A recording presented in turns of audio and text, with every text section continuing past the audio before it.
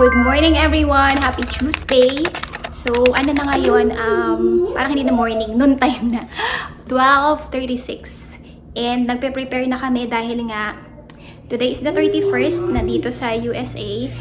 And kahit hindi naman nagse-celebrate yung karamihan dito, yung mga talagang Americans ng New Year's Eve, hindi kagaya dyan sa Pilipinas. Magkakaroon kami ng Christmas Eve, New Year's Eve. Parang New Year's Eve dinner. Pero hindi namin siya gagawin ng 12 midnight kasi masyado ng late yun. So kagaya nung sinabi ko kahapon, pupunta dito yung aking mga biyanan and dito namin isi-celebrate yon. Pero mostly nung pagkain dala nila. Tapos si Mister, after niya mag-shower, mag-prepare na siya ng mga lulutuin niya, mga side dishes lang naman. Tapos ako, dahil magulo pa dito, maglilinis ako. And ayun, magpe-prepare na kami. Kasi mahaba pa naman yung oras, mga 4 PM sila dito dadating. Tapos yan si Zara, nanonood ng Teletubbies. So ayun, kayo ba, ano ang inyong handa? Maghahanda ba kayo for New Year's Eve? Or sa mismong araw na ng New Year?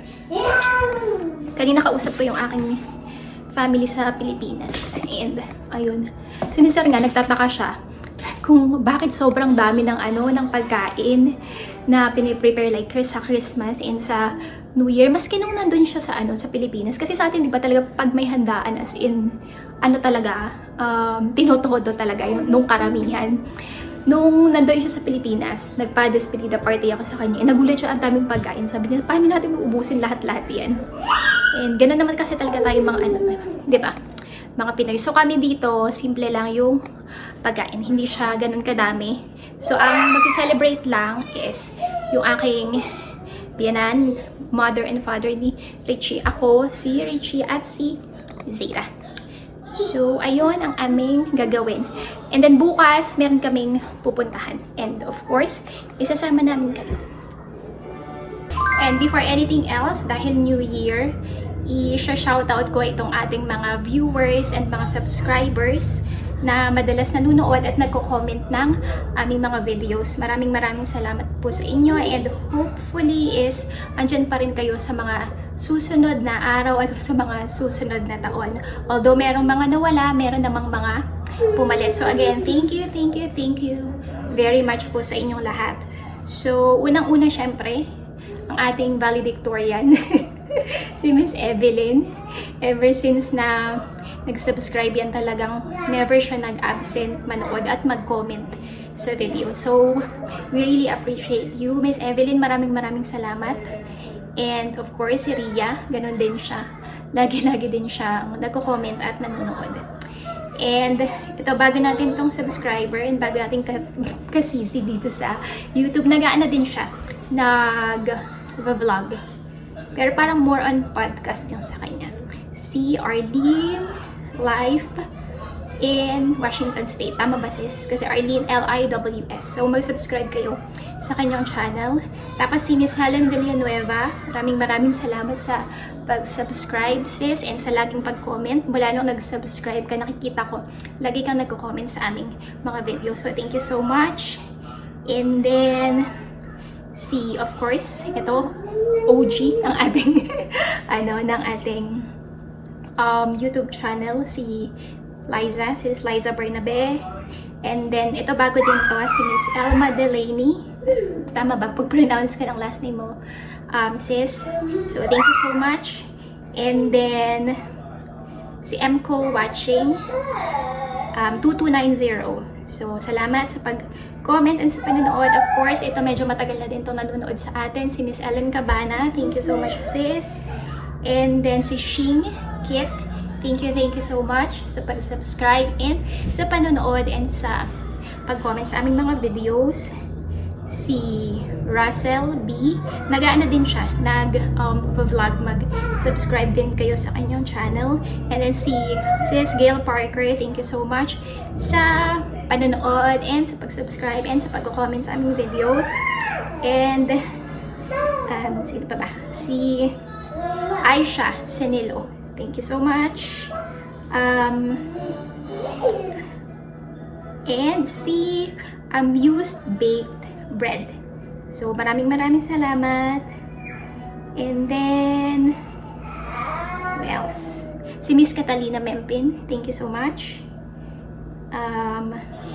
And si Tommy Inday, nag-ano din siya, nanonood din siya, tapos nagko-comment din siya pag may time siguro dahil busy-busyhan din siya. Nagvo-vlog din si Tommy Inday, thank you.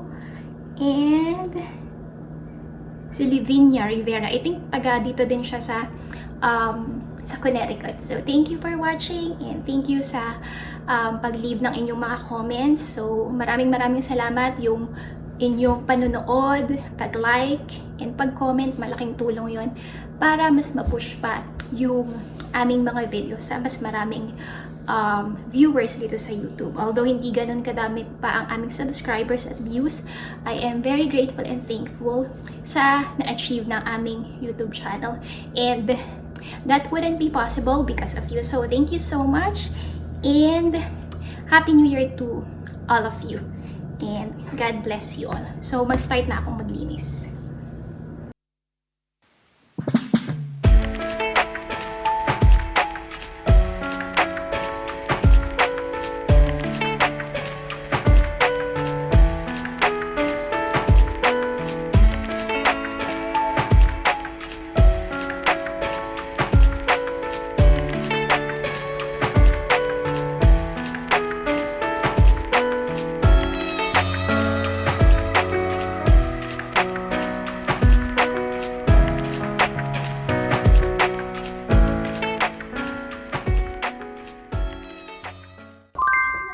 So, ayan si Mister,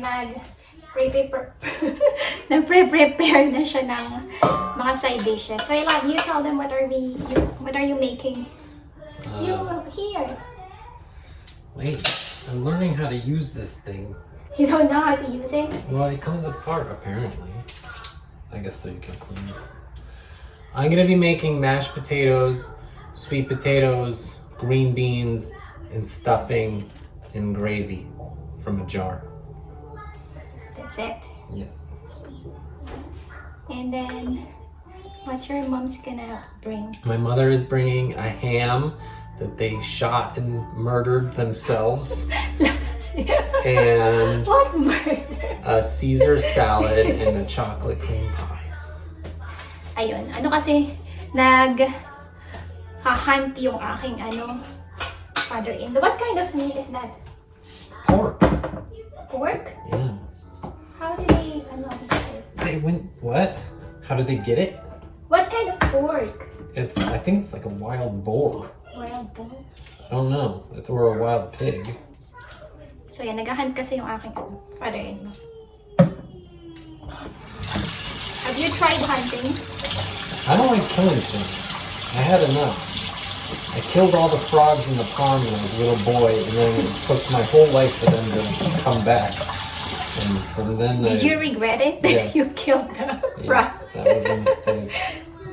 But little boys want to see things die because they don't, want to understand what's happening. Now, do you normally celebrate Christmas Eve here? New Year's Eve? No? A lot of people do. JB Hunt shuts down operations on New Year's Eve because everybody's driving around drunk. We don't operate any tractor trailers on New Year's Eve. The whole company, apparently. But I'm off anyways, so whatever. So, nag-celebrate din pala sila ng New Year's Eve. But not Christmas Eve, right? Some does. Some Well, apparently now Christmas has become a drinking holiday too, is what they're saying. But I don't drink, I don't party, so I don't know who's doing what. You don't drink, you don't party. Not anymore. Now? But before, when you were still younger. Different, obviously. Yan. So, hindi na siya nagkaganon. Ngayon. When I was young, I was the only person driving around drunk. And now, Are you proud of this? no, the weird thing is that now I am the only person who is not driving around drunk.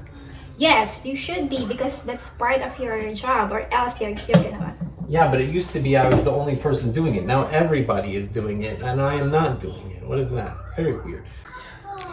So, ayan si Zaira kumakain ng kanyang apples. And then, she's watching Miss Rachel. Anong sabi ni Miss Rachel? Baby apple.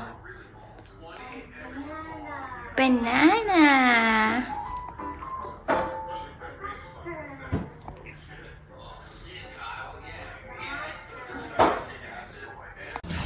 Si Zeta umiiyak kasi gusto niya yung buksan yung mga regalo na yan. Para yan sa aking mga in-laws. That's not for you, baby. Your grandma Mimi and your grandpa will bring you gifts later. Nagagalit siya. Gusto niya kasing buksan yan. Tingnan mo, kakaayos ko lang. Magkakalat na naman to. Ano ba yung ngayon? Color of the year, lucky color of the year. Meron ako nakikita green at red. Meron naman din purple. So ano ba talaga? Kaya ako nag-earrings na lang ako ng red. Tapos si Zita, sinuotan ko ng purple.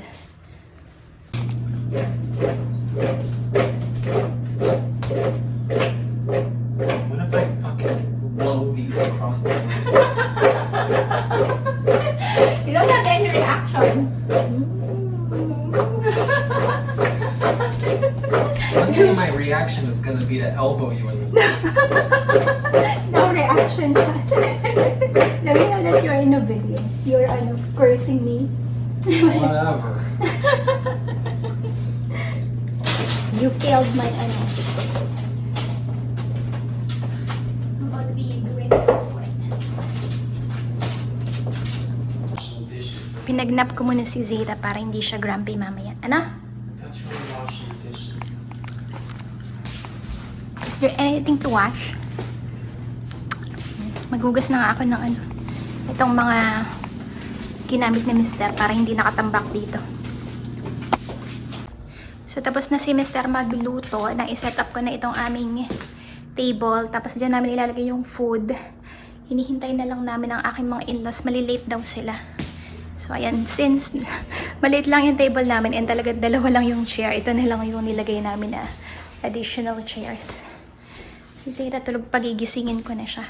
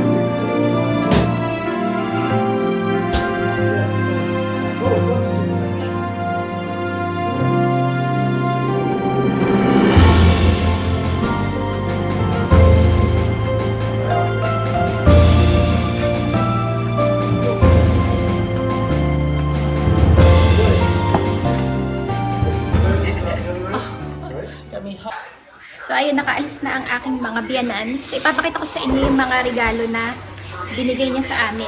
Ito sa akin. Kay Zeta, yung picture niya nung binyag niya sa Pilipinas. Cute-cute ni Zeta. Very cute. Tapos ito toy. Para kay Zeta. Ang gusto-gusto ni Zeta, itong box kung saan siya nakalagay.